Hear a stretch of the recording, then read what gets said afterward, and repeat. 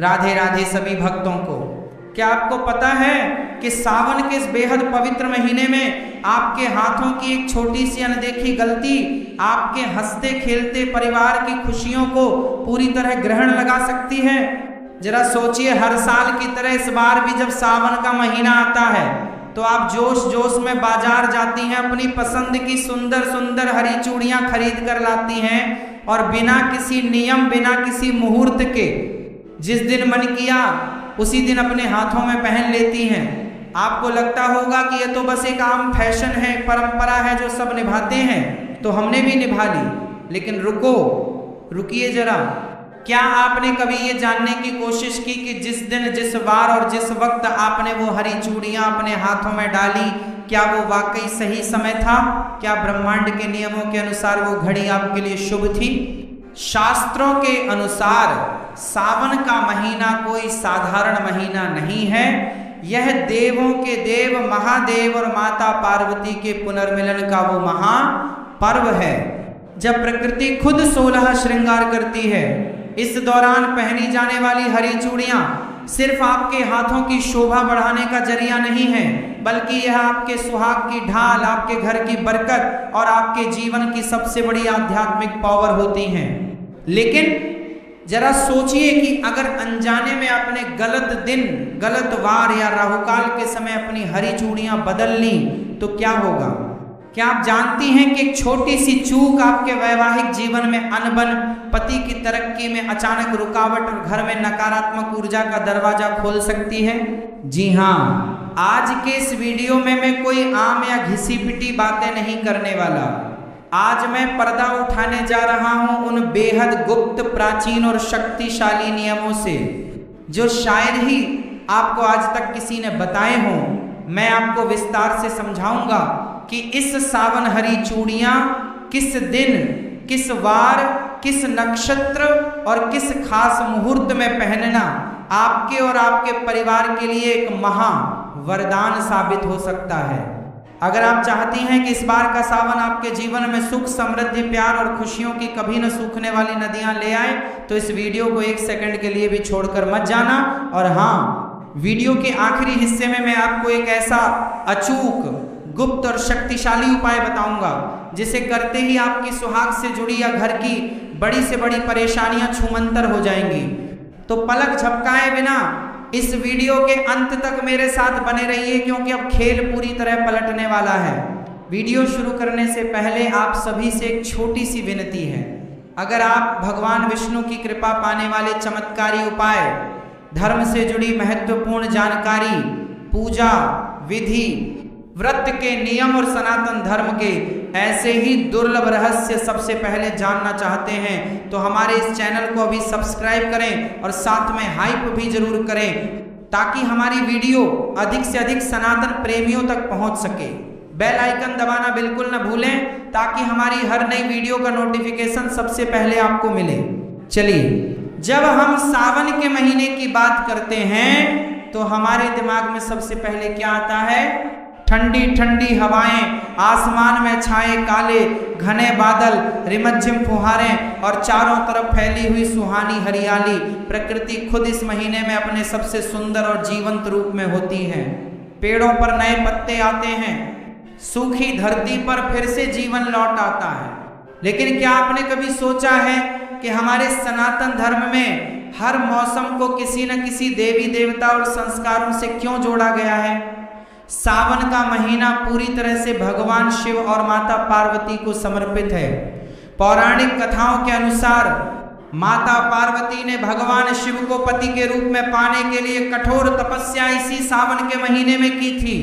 उनकी तपस्या इतनी पवित्र और तीव्र थी कि प्रकृति ने भी उनका साथ दिया। चारों तरफ हरियाली छा गई और माता पार्वती ने प्रकृति के इस हरे रंग को अपना श्रृंगार बनाया।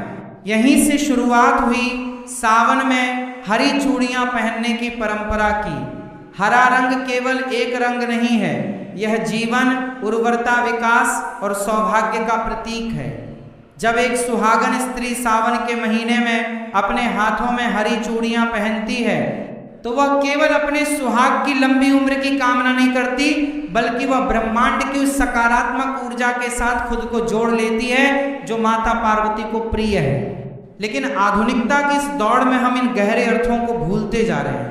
महिलाएं आज सिर्फ फैशन के लिए या इंस्टाग्राम फेसबुक पर तस्वीरें डालने के लिए हरी चूड़ियां पहन लेती हैं। उन्हें यह नहीं पता होता कि रंग का चयन, पहनने का दिन और पहनने की प्रक्रिया अगर गलत हो जाए तो इसके परिणाम कितने घातक हो सकते हैं। आइए अब गहराई से समझते हैं कि आखिर सावन में हरी चूड़ियां पहनने के वो कौन से ज्योतिषी और धार्मिक नियम हैं जिन्हें जानना हर महिला के लिए बेहद जरूरी है। अब हम आते हैं वीडियो के सबसे महत्वपूर्ण हिस्से पर। ध्यान से सुनिए, ये वो 5 नियम हैं जो पीढ़ियों से बुजुर्ग महिलाएं जानती थीं, लेकिन समय के साथ ये बातें छुप गईं। नियम नंबर 1, क्या आप महीने के किसी भी दिन जब मन किया अपनी पुरानी चूड़ियां निकालकर नई हरी चूड़ियां पहन सकती हैं? बिल्कुल नहीं। ज्योतिष शास्त्र के अनुसार कांच की चूड़ियां बदलना एक प्रकार का श्रृंगार अनुष्ठान है। सोमवार, सावन का हर सोमवार साक्षात महादेव का दिन होता है। यदि आप सावन के किसी भी सोमवार को या विशेषकर पहले सोमवार को हरी चूड़ियां पहनती हैं तो आपको भगवान शिव और माता पार्वती का संयुक्त आशीर्वाद मिलता है। शुक्रवार का दिन माता लक्ष्मी और शुक्र ग्रह जो सुख, सौभाग्य और सौंदर्य के कारक हैं का दिन माना जाता है। सावन के शुक्रवार को हरी चूड़ियां पहनना घर में धन और वैभव की देवी लक्ष्मी को आमंत्रित करने जैसा है। बुधवार का दिन गणेश जी और बुध ग्रह से जुड़ा है जो बुद्धि और हर तरफ से शुभता लाते हैं। किस दिन भूलकर भी ना पहने, कभी भी मंगलवार या शनिवार के दिन नई कांच की चूड़ियां नहीं बदलनी चाहिए। इन दिनों में कांच टूटने या अशुभ प्रभाव पड़ने की संभावना सबसे ज्यादा होती है। नियम नंबर 2, सिर्फ दिन चुनना काफी नहीं है, समय उससे भी ज्यादा महत्वपूर्ण है। सुबह का वक्त ब्रह्म मुहूर्त या सूर्योदय के बाद हमेशा नई चूड़ियां सुबह के शांत समय में स्नान करने के बाद साफ सुथरे वस्त्र पहनकर ही पहननी चाहिए।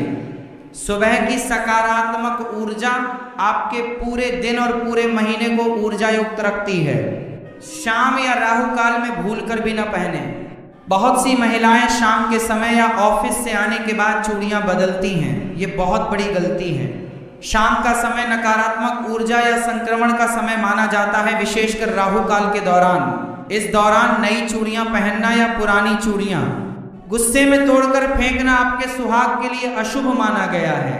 नियम नंबर 3, सावन आने पर आप पुरानी चूड़ियां बदलती हैं, लेकिन उन पुरानी टूटी हुई या पहनी हुई चूड़ियों का आप क्या करती हैं? क्या आप उन्हें सीधे कचरे के डिब्बे में फेंक देती हैं? अगर हाँ, तो आप बहुत बड़ा पाप कर रही हैं। कांच की चूड़ियां सुहाग का प्रतीक होती हैं, उन्हें कभी भी खुले कचरे में या घर के मुख्य कूड़ेदान में नहीं फेंकना चाहिए।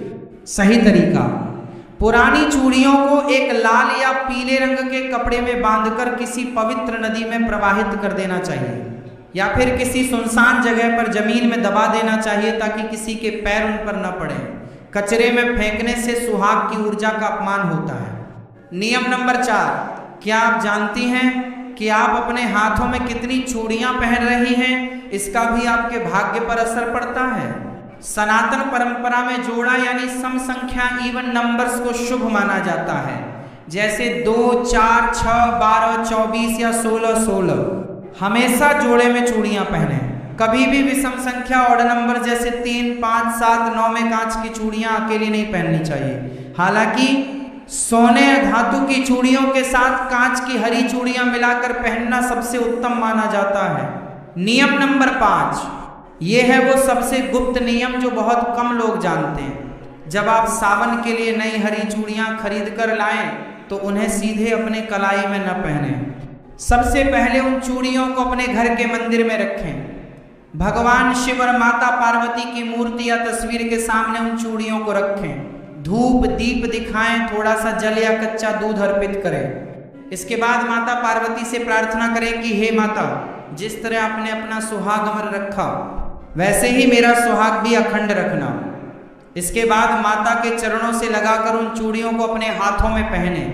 ऐसा करने से वो साधारण कांच की चूड़ियां नहीं रहती, बल्कि साक्षात महा वरदान बन जाती हैं।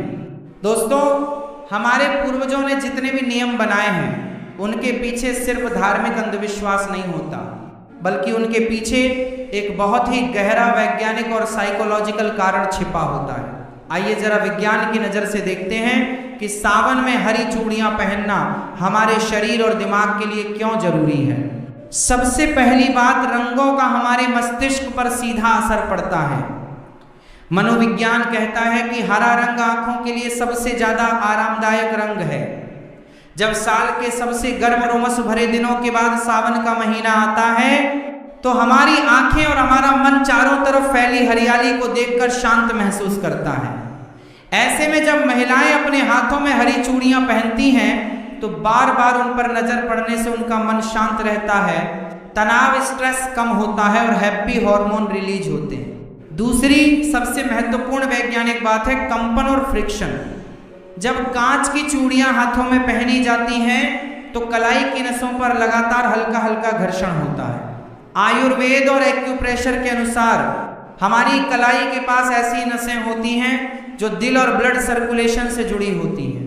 चूड़ियों की खनक से जो सूक्ष्म कंपन पैदा होते हैं, वे शरीर की ऊर्जा को नियंत्रित रखते हैं, थकान को दूर करते हैं और महिलाओं में हार्मोनल संतुलन को बनाए रखने में मदद करते हैं। यानी जो चीज हमें देखने में सिर्फ एक साधारण आभूषण लगती है, असल में वह हमारे मानसिक स्वास्थ्य, शारीरिक ऊर्जा और सुहाग की रक्षा का एक अचूक वैज्ञानिक यंत्र है।